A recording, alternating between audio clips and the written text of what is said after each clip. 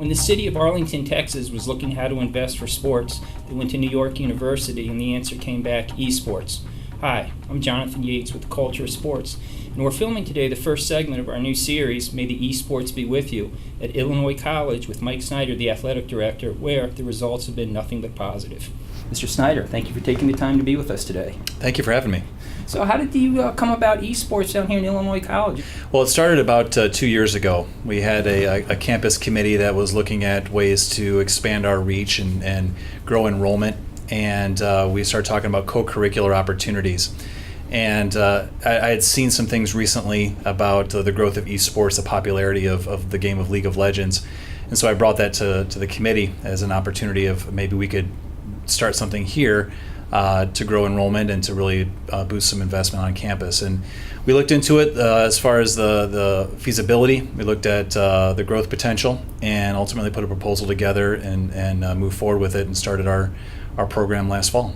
So here we are filming at the Cisco Meraki Gaming Center here. Is this the only time it's ever empty? Pretty much, yes. Yes. So this space is obviously our main competition space for our team. It's our main practice space for our team, but it's also opened up for student use outside of that as well. So, you'll notice we've got some large screen TVs. We've got a PlayStation, Xbox, those sort of things Very in here impressive, too. yes. Thank you. And so, yeah, that's when we're not using it for your practice or competition, students are in here playing and socializing, and it's a good gathering place for the campus. I mean, you're right here in the heart of Big 10 and Big 12 countries, so how was it received at the school and the local community that you'd be embracing esports? So it was seen as an interesting step. We were one of the first schools in the area to make this move into the world of esports. It really stemmed initially from a school up in the Chicago area, and then I had some conversations with them, and we jumped into it, and I think people understand the reasons why we're doing this. They understand that it's a really interesting opportunity to get our name out there, not just in Illinois, but nationally. The tournament that we're going to be competing in here this fall, starting actually tonight, in our division, we'll have University of Maryland, we'll have Michigan, we'll have Penn State, Harrisburg. So there's some other schools out there, specifically some of those Big Ten schools that will be able to get the Illinois College name out across the country. Did it surprise you that they followed you into esports?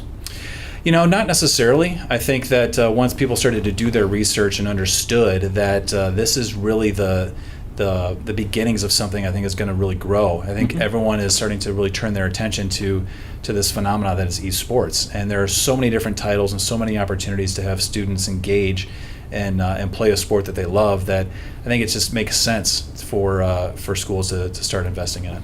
Now, Arlington, Texas, they've had nothing but very positive results. I mean, they're pointing 15% growth each year. Are you seeing the same thing down here? As far as our size of our teams, or the revenue is just sort of the overall reception? Sure. Well, I can tell you that we just completed our first recruiting class, and we brought in 8 new students this fall, which virtually doubles our team from last year. And so we're seeing that the ability to recruit to the title and recruit to the team is getting a little more streamlined each year. And so I think that'll continue to happen year after year, just because recruiting for traditional sports, baseball, football, soccer, those sort of things, there's certain platforms that are out there, and where to go to get names, and those things are just now being developed. So I think that the ability to recruit and the roster growth will continue to grow over the next few years. What is the recruiting process like for an esports superstar? Sure. So it's very... Without giving away any tricks. Oh, absolutely. So it's very similar to just about any other traditional sport. The difference is how we identify them.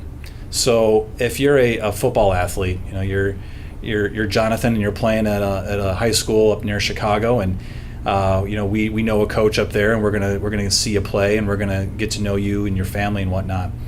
Well, if there's a person who's interested in competing in League of Legends or another esports title, they're competing online. And so, but their names aren't necessarily sitting there for you. So it might be, Super Player 9, and you don't know if Super Player 9 is a 12-year-old, is a 65-year-old, or is a college-age student. You just don't know. So it's a little different on identifying who these athletes are. But so the League of Legends platform has started a Recruit Me section. So as the athletes are starting to play, they can register and say that I'm looking to play collegiately. And that helps out a lot. And so then we can identify those folks through that avenue. And so are these super Robert Nines, are they starting to realize that they can get a college scholarship or substantial assistance for playing esports at the college level? Yeah, it's starting to be more and more common knowledge. Now, as I said, we're still in the infancy stage of esports and college athletics. But yeah, there's absolutely becoming more of an awareness that the sport that they love to play is now available on a college campus, and they can be just like all the traditional sports and get an opportunity to compete at a higher level. Now, do you coach an esport player? Absolutely. And how does that take place? Yeah, so once again, same parallels. There's the same thing that you'd see with a traditional sport. So we have our coach who we hired last year. He's a full-time 12-month esports coach. What was his background? Coaching. Really? Yeah. Esports. So he got his degree, his bachelor's at U of I at Illinois, and he started playing in League of Legends during that time. And the way that the rankings work, so there's different levels of rankings within the game. And to not bore you too much or get into too much of the weeds of the details, but he was at one point one of the 10th highest ranked player in North America. And he was coaching online on a website. And the day that we were looking to advertise for our full-time coach, I sent a job posting to that website administrator, and it just so happened that our coach happened to be on that day. He was living in Chicago area, saw this, applied, but and lo and behold, here he is. But he's got a strong background in playing and competing and doing some online coaching. So it's growing, but he's got a background in esports. So when you talk to other athletic directors, I mean, at the conferences you've been president and on the boards of some very impressive organizations. Thank you. Are more and more starting to ask you about esports? I've had two conversations, one today and one last Thursday, with two different schools and some colleagues that I have. I got an email from a good friend of mine who's an athletics director out at a school on the East Coast asking as well. I think I've had close to half a dozen colleagues reach out and say, "Tell me about this esports thing." I think initially it was the thought was, is this a passing craze? Is this something that's just a fad and is just going to move on? The numbers don't tell that story. That is not. For sure. Because when you look at the finances for college sports, football's still about 70% of the revenue, but football attendance is falling. Basketball attendance is falling. Of the FBS schools, over 80% lose money. Most of the profits are made just by two schools, Texas and Texas A&M, and oil's at a 4-year high. So, when oil's at a 4-year low, they're not going to look that good. I mean, are you pointing them out, hey, we've got 15% growth esports across the board. We're attracting a lot of foreign students who everybody needs and should be, fans for everything. And, the players are coming in, they don't get injured as much, they don't eat as much, and, that just esports is the future. Yeah, we look at that. We look at where we can pull students from. We're conscious of the high school demographics and where they're growing and where we can recruit from. And adding a sport like this gives us a larger reach. Oh, yes. We can pull some kids from Florida, from Massachusetts, from just the different corners of the country to come here and play.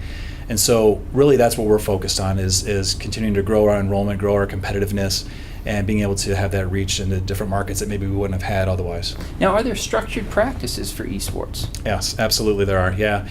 We actually, shortly before we started this interview today, there was some one-on-one practices going on. We have full team practices during our activity break or block that we have from 4 to 6 here on campus.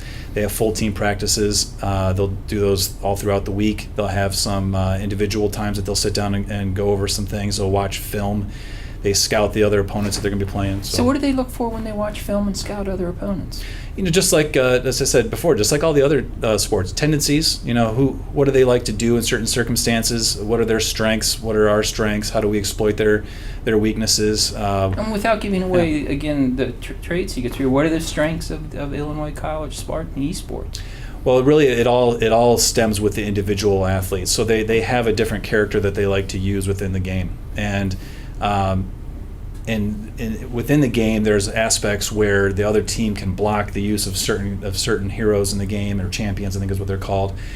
And so then you have to be versatile on what other champions you can use, and just know what the tactics are, what their strengths are. So it's very complex. I'd be lying if I told you I could give you all the details. That's what our head coach is for. No, this has been truly enlightening. Now, are there any sort of like Deion Sanders in esports who can like play football? But I mean, everybody's in the video games now. Sure. So I mean, so do you have any sort of like Deion Sanders running around who plays football in the fall and then becomes Super Mario 12 in this when esports opens up? It's funny you should say that. We do. We have an offensive lineman on our football team. Who is he the enforcer for the esports team too?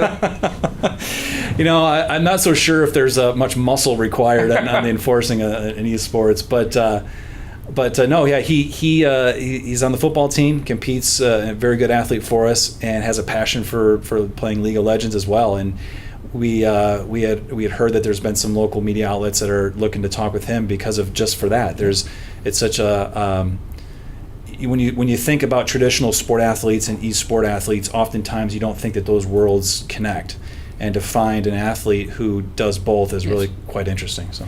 Oh no, I mean the Maryland State wrestling champ for the heavyweight class is at eSport Fanatics. I mean you've got more and more of these Deion Sanders, which would seem to give you a huge recruiting edge in terms of putting together the package to lure them here to Illinois College. Yeah, anytime we can find an angle, you want to take advantage of that. Whether it's a traditional dual sport athlete, if it's a musician who also is an athlete, if we can connect with them in multiple ways and find a way for them to find a home here and stay connected here, that's always an advantage for us. You have a traditional athletic director background, so has there been much of an adaptation for you to an esports environment? You're one of the leading schools. So. Well, thank you. Yeah, it's been an educational process. It was, as I said initially, I brought forward the idea, but I brought forward an idea that I didn't quite understand. Now, what made you bring it forward? What sparked the ball for you? I remember seeing some things, just flipping through the channels and seeing competitive gaming, and so that just stuck in the back of my head is that there's people on TV that are competing. And so one day I randomly just got on YouTube and looked up something for esports, and I found a couple TED Talks about esports, and saw some statistics about how I believe, and I'll probably butcher this, but I believe that there was more worldwide viewers of the World Championships of League of Legends than there are of the World Series and the Super Bowl. But they're primarily concentrated in China. Nonetheless, yes. they have a server over in China. They have a North American server, so there's competition in different platforms all around the world. Well, not that far away, the University of Illinois broadcasts their football games in Manchurian and stuff. So everybody wants to appeal to the foreign students, and certainly to the Chinese market, which makes sense. Yeah, and from what I remember seeing as well, that the more local tournaments that we've had, the larger national ones. Out in the Staples Center in Los Angeles, that's a 20,000 seat arena ish. They've sell that out when they've had these competitions. Very quickly, they've sold those Absolutely. Out too. So you can tell that the excitement around this is there. It's something that just hadn't been tapped into, and so that was the reason I brought it forward. Is hey, there's some people who are interested in this. Let's look into it now. Let's be on the front edge of something. Let's be the pioneers. And create some excitement about what Illinois College can do in the world of esports. And we started to figure out the details. I've been educated a little bit more on what the game is all about. Our coach has done a campus presentation, so the folks on campus can come in and learn more about what it is they're reading when they read the recaps each day of okay, we beat this team and we beat them by this score, and this person was mining, and this person was doing some different things with. There's terminology within this sport that is not as common as you would see in other areas. So we've all been learning, and I think it's been good for everybody. Well, it seems that you must have a very supportive and visionary president here too at Illinois College. Yeah, she's great. She really is. She, I believe, is starting her 6th year here on campus, and from the time she stepped on campus, really had a vision for how we're going to grow and position Illinois College on a national, worldwide scale for everything we do here. And she came into the athletics department. This is right before I was hired, and made a lot of significant changes and investments into our operation. And she told me once that she truly understands the impact that athletics can have on a campus, and she wanted me to partner with her to help realize the growth here with the athletics program. And she sees this and understands that the world of esports is another one of those opportunities for us to grow and be visual on a national and worldwide stage.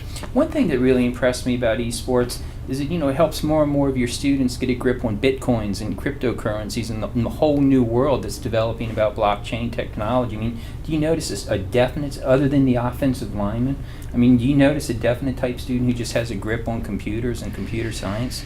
It really kind of varies. So one of the things that we were looking at when we were starting this program was we were thinking about, well, who are these students coming in? Where are they coming from? What majors are they going to want? Mm-hmm. That's important. And we wanted to make sure that we had the academics. Has there been a predominant major? And there really hasn't. So we thought that, is there going to be people who want to be computer science or graphic design? And certainly there are.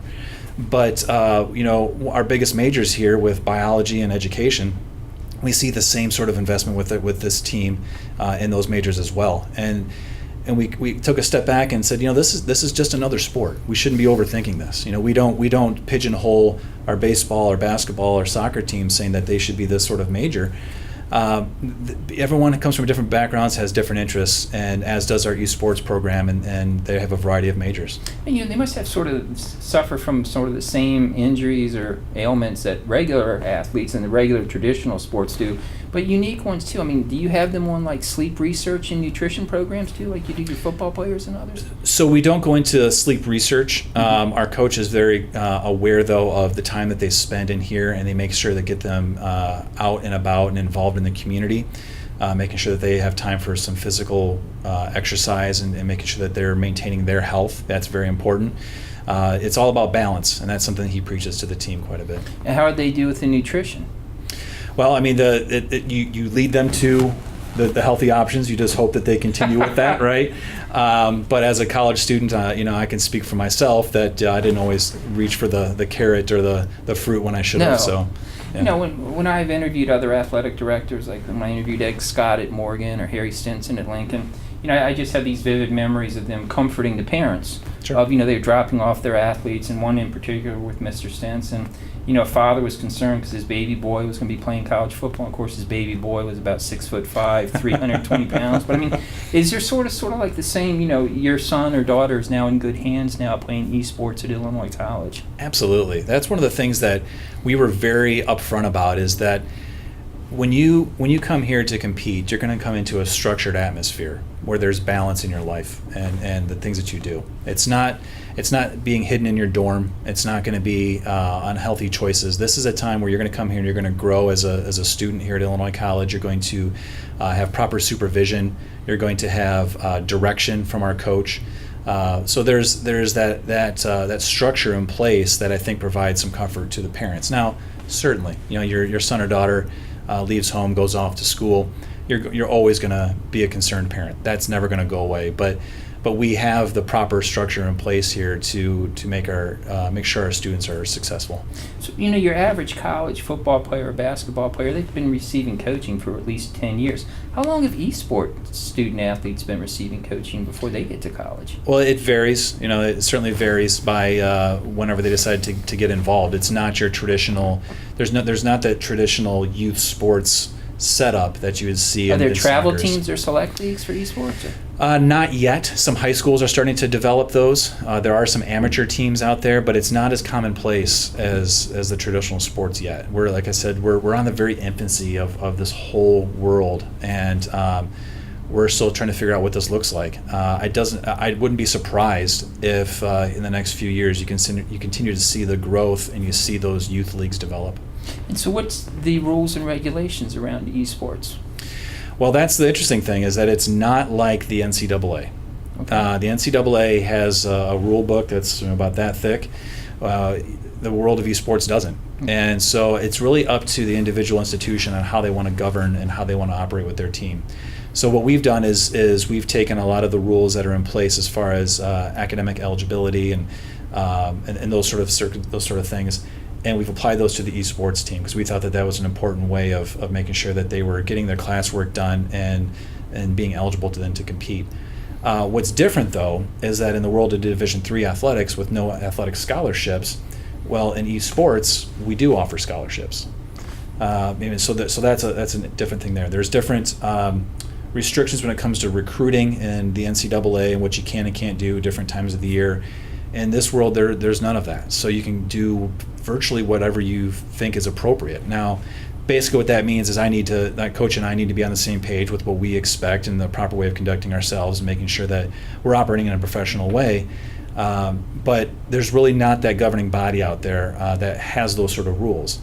There is an organization, NACE, that I'm National Association of Collegiate Esports, I believe is what it is. They are growing into that model as people start talking about it. I always liken them to the NCAA of esports, but they're not regulated to the way that the NCAA is when it comes to their competitions. So I always find it easy to sort of understand things by framing them sort of in the traditional setting that sort of like sports or basketball. So do you have to sort of like tell some of the esport players, hey, you're playing too much, you're getting into diminishing returns. You're going to be far more effective if you take some time off, let your body recover, your mind refresh. Yeah, I think there's always that fine balance, right? There's that you want to be able to put in the right amount of work. You need to stay focused on what you're doing, but also understand that life's about balance. And when you come to the school here at Illinois College, your academics always come first, and so you have to take care of that piece before anything else. After that, yeah, it's make sure you come to practice, make sure you get your individual skill work in. But yeah, you can't overdo it. You overdo it, and then you're going to go the opposite direction. So what is game day like at an esport event? So game day is they'll come in as a team and they'll get their pregame work in and they'll talk with each other about strategy. What is pregame for esports? Sure, it's talking a little bit about what champions are going to be using, refreshing about who they're going to be going against, the game plan in which they had in place and what they're going to try to accomplish and how they're going to move forward and attack the other opponent. And so it's just kind of a coming together and making sure your mind is right, making sure you're prepped and ready to go for the competition later on. I mean, are the esport players, are they appreciative of everything you do for them here with the coaching, the nutrition, and everything else? Do they see their game improving?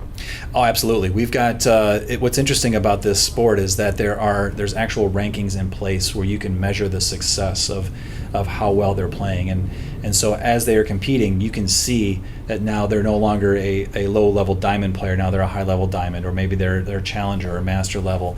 And so there's those opportunities that you can actually see how your work that you're putting in is paying off by your increased ranking level. And so what do you see this future being for esports based on your experience here now at Illinois College?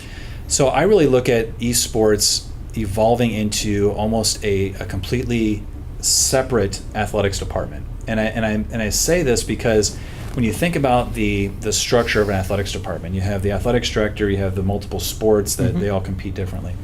So in the world of esports is a general title, right? It's like saying college athletics. But there are games as, I'm still trying to figure out if it's a little E or the big S behind it. There's so many different spellings on the internet. It really is, yeah. It just depends on how you look at it or which one you find. Well, like so many other things, I took the Wikipedia page spelling. Yeah. So. Yeah, but yeah, really the way I see it is that there's League of Legends, there's Overwatch, there's Hearthstone, there's a variety of other games. So if you equate that to soccer, to football, to baseball, to basketball, all the such, you could really make the parallel comparisons where I could see a department set up where there is a director of esports, and then there are 7 or 8 or 10 different head coaches, and then they all have their teams.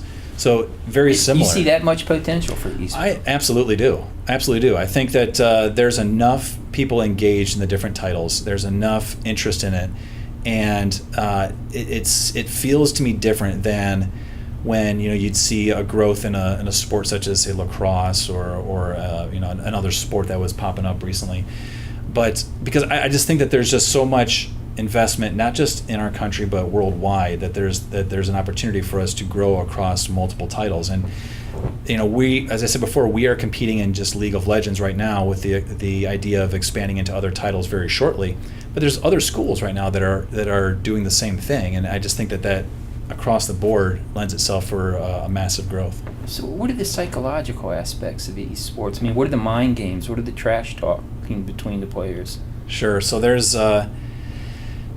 certainly some aspects to that. And just like if you're playing golf, if you're playing tennis, there's a mental state to this game that if you get wrapped up too much into it, you could be taken out of the game, and nobody, and you don't want that to happen. So there is that aspect of having proper communication with your team, being respectful of the opponents, and doing your best to not to get taken out of your game. Do they get yellow flagged much in esports? No, there's nothing like that that we've been a part of. There's our coach makes sure that we have our code of conduct and code of ethics that he talks with the team about to make sure that they are held to a certain standard.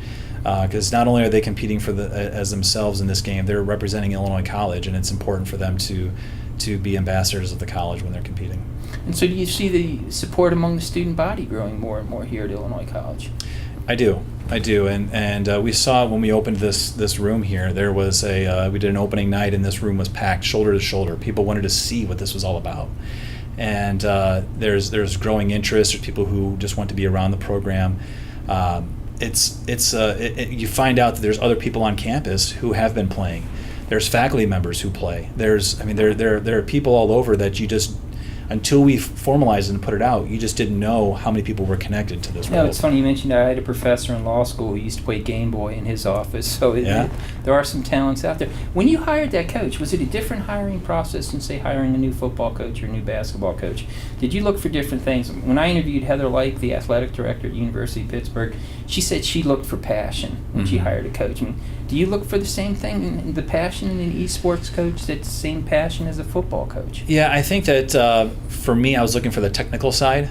I think that when the world that we're in right now with hiring coaches for esports, it's important to make sure you have somebody who really understands the technical side and can develop your athletes. And what about recruiting? I mean, did they need to be strong in recruiting? Recruiting's always important. Mm-hmm. Yeah, and I think for us, having a high-level player himself who's connected to this world at a very high area, that lended itself to being able to go out and talk to folks and network with folks to be able to get some of those names for our recruiting efforts. So with sort of the more relaxed regulations, I mean, I think that the players would probably be the best recruiters when you think about it. From their performances being posted on YouTube, I imagine some of them probably have their own websites and their own networks already. Yeah, we're starting to really expand our reach as our competitions get out there, and we're broadcasting those. We're talking about developing, having our commentators here for the matches, so that way people can log on, watch our competitions, and really understand what's going on and hear what Illinois College is all about. So when these D1 Power 5 athletic directors call you, I mean, I just read this week University of Florida is adding esports, and you speak about Maryland, Penn State. The big boys are going to realize it sooner rather than later. I mean, what are you thinking of when you realize, my best coaches, my best administrators, my best players is what they're after? I mean, when I asked Derek Carter that question, the athletic director at Coppin State, he said it makes him proud to know that, he has prepared someone go enough that they can continue to advance their career. How does it make you feel when these D1 guys come on and say, what is all this esports all about? Well, in our world, you're spot on. It's if I'm doing my job correctly, then my coaches are going to move on and do something great somewhere else. I mean, there's no such thing as Midwest nice when it comes to college sports. I mean, that's for sure. Oh, well, sure. I mean, there's no doubt you want to keep your talent. Yes. There's no doubt about it. But at the end of the day, my job is to make sure our coaches are improving on a daily basis. And as their talents improve, they're going to get noticed. Now, do I want to keep our coach here for multiple years? Absolutely. I want to see Illinois College be a national power in a lot of sports. But as you said, the things are growing, things are changing. There might be a day where our coaches get a phone call, our esports coach gets a phone call from one of those other schools. I'd like to think that he'll stay and continue pushing us forward and doing some great things here. But if he doesn't, then I have to take solace that I did everything I could, and we've prepared him for his next stage in his career.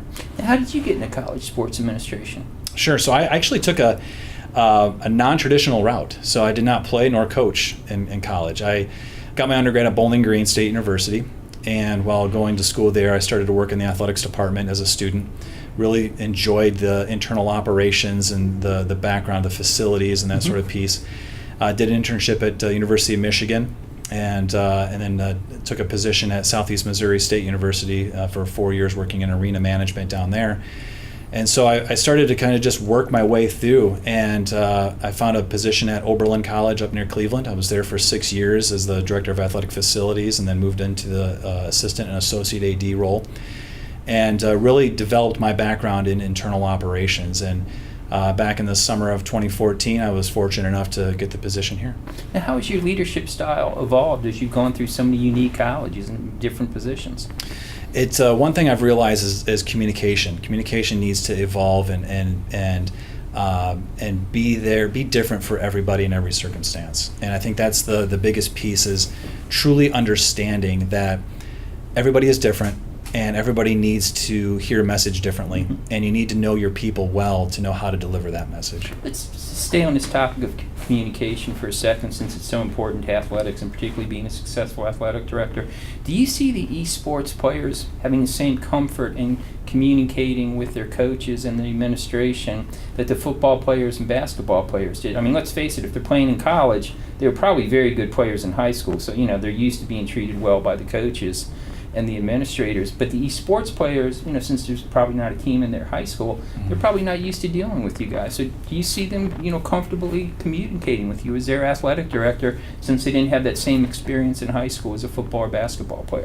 Yeah, I think with any new athlete that comes to campus, they have to start finding their comfort zones, and they need to feel comfortable with their surroundings and the people that are around them. And so whether it's esports or any other sport, there's oftentimes just a handful of incoming students, freshmen, that will connect right away. Mm-hmm. That oftentimes it'll just take a few years. But I've got a good relationship with a young man on the team here who's now in his second year on the team and works for our IT department, and see him around the halls and over in our athletic building quite a bit. And I expect to have more of those as we continue through the years. And do you see more and more students coming to you and saying, Mr. Snyder, you do such a great job. I love the experience here at Illinois College. How do I go about becoming athletic director? That's one of the best parts of the job.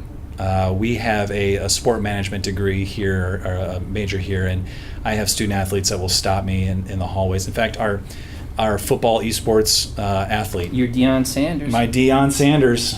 He stopped me the other day. We're showing how old we are. I know, right? How many people actually know what Deion is? He is on one of those survival reality shows. Is he? Yeah. Yeah, with Bear Grylls or something like that. Exactly. Yeah. I was talking with that athlete, and he stopped me. I came in here just to see how practice was going, and he said, "Hey, I'd like to get some time to talk with you about." An esport athlete asked you how to become an athletic director? Yeah, he was the esports / football. That's fantastic. Yeah. So at first I said, "Are you crazy? Do you want to be an athletics director?" Have any pure esports athletes asked you about yet how to become an athletic director? Not yet. I anticipate that conversation coming at some point, just because I see their game and their sport just like every other sport, and I think that the more that the society starts to embrace that, I think that there'll be more folks who are interested in being athletic director. Now, do you have more and more female student athletes coming to you and asking you about how to become an athletic director? I mean, if you look, women are moving up into ranks. Dr. Carla Williams just became the athletic director at UVA, first time ADC for an African American female. Are more and more asking you here about how to become an athletic director? I haven't had very many women come through and ask about an athletics director position. I've had a couple in my time here, but not too many. So over your time, what do you think the impact of Title IX has been on college athletics?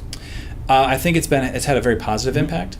I think that there's more to be done, though. Esports players. Do you have any female esports players? Well, it's funny. I go back to how we recruit, and as you're recruiting and you see somebody that says their name is Real Gamer 9, you don't know if Real Gamer 9 is a man or a woman. Yes. And so inherently, I think it's hard to specifically go out and recruit women, but we are operating as a co-ed program. And so we absolutely would love to have more women involved in our program. And at the start of last year, we had, I think, 2 women that were initially interested in joining the team, ultimately decided it just wasn't the thing that they wanted to pursue.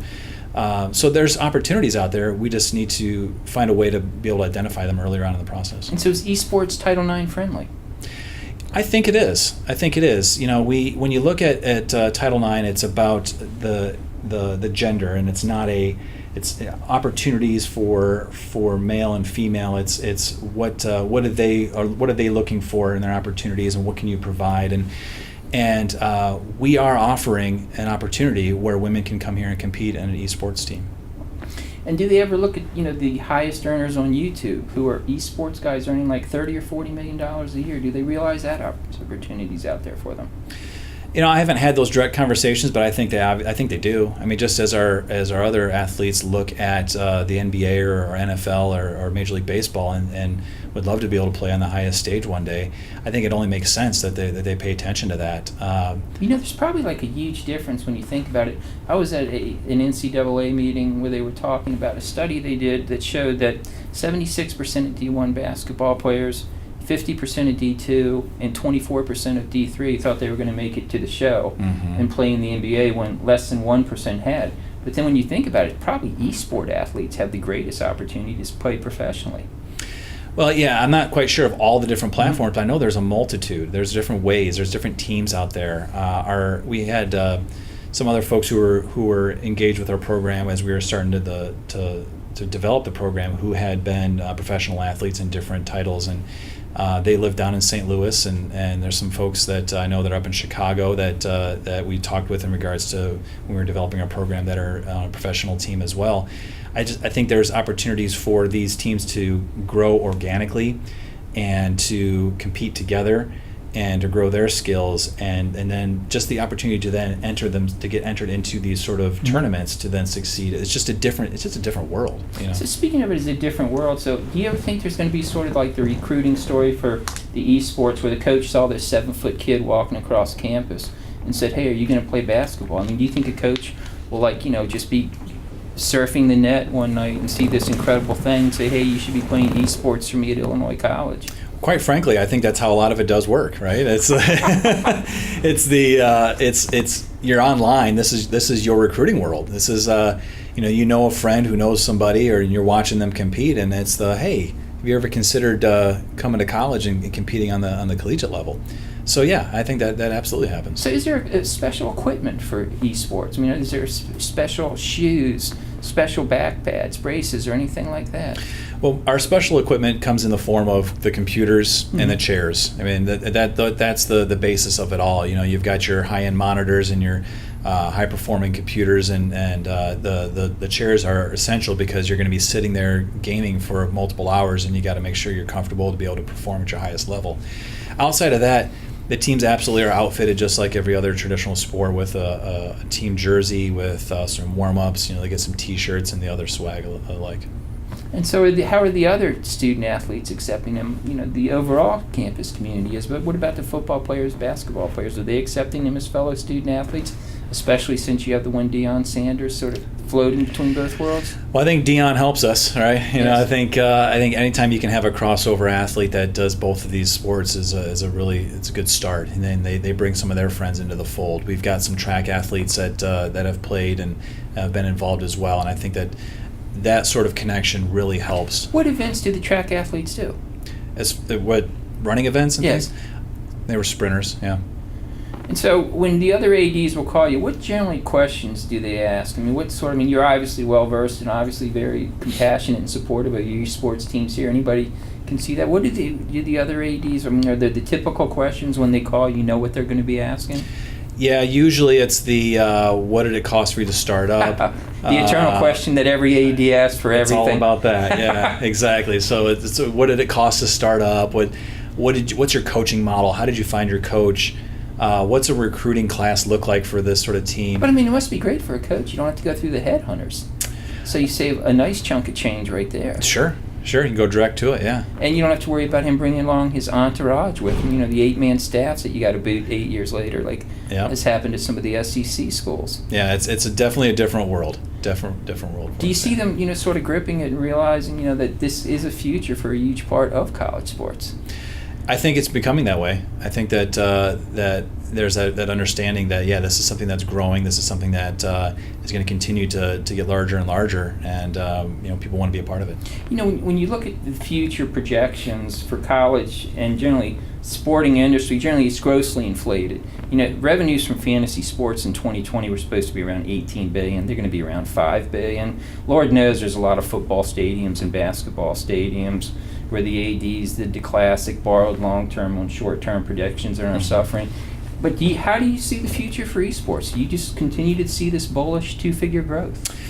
I think there will still be some growth before we see any leveling off. I think we are early enough in the process where there's still opportunities and capacity for programs to continue to grow. I think a lot of that is due to the clientele that we're bringing in. This is a group of people who have not yet had the opportunity to compete on a college team until recently, and so like I said, let's look at a traditional sports. What inning do you see esports in right now? I would say the second or third inning. Really? I think in a college level, second or third. Now, if you look at the professional ranks, it's probably a little more advanced than that. Yes. But I think right now we're still very early on in the process. And so, do you have any former esport athletes come in to give the motivational speeches to the players like coaches would do for other sports? We haven't gotten to that realm yet, mostly because our program is still so young, and we're just operating in our second year of competing. Where our coaches certainly has some connections in the world out there with in regards to other collegiate coaches and other professional athletes, but no, our program is still quite young. That we're still motivating ourselves. So, what sort of growth have you seen in the 2 years? Well, as far as our rosters are continuing to grow, I think we're going to be next fall well over 20 athletes. Can you just feel an overall buzz on campus about the team too? I think that the more that we compete, the more we put our brand out there, the more people are more familiar with what we're doing, the more excitement you see around it. Well, everything certainly says that you read and hear about esports. Thank you for your time, Mr. Thanks, Jonathan. I appreciate it. This is Jonathan Yates with Culture Sports. May the esports be with you. Thank you for joining us.